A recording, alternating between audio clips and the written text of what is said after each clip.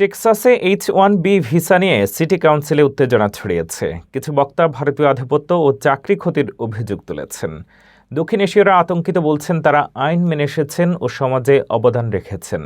স্থানীয়রা গর্বের সঙ্গে বলছেন, আমাদের সন্তানরা এখানে জন্মেছে, তারা নিজেদের আমেরিকান মনে করে। এই দেশই আমাদের বাড়ি।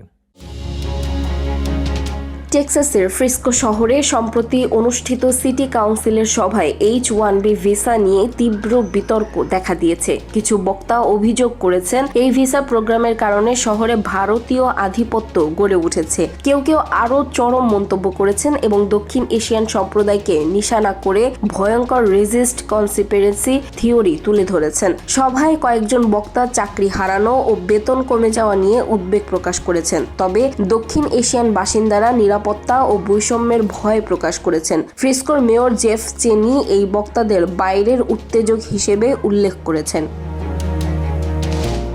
H-1B প্রোগ্রাম 1990 সালে চালু হয় এবং প্রতি বছর প্রায় 85,000 বিদেশি দক্ষ কর্মীকে যুক্তরাষ্ট্রে কাজের সুযোগ দেয়। 2023 সালে অনুমোদিত প্রায় 4 লাখ H-1B ভিসার মধ্যে প্রায় 3/4 ভারতীয় নাগরিকদের জন্য ছিল। অধিকাংশ সফটওয়্যার ও প্রযুক্তি খাতে কাজ করেন। বিশেষজ্ঞরা বলছেন, এই প্রোগ্রাম আমেরিকান অর্থনীতি ও কর্মসংস্থানকে শক্তিশালী করে। তবে শ্রম ইউনিয়ন ও সমালোচকরা মনে করেন, এটি স্থানীয় কর্মীদের চাকরি ক্ষুণ্ণ করতে পারে।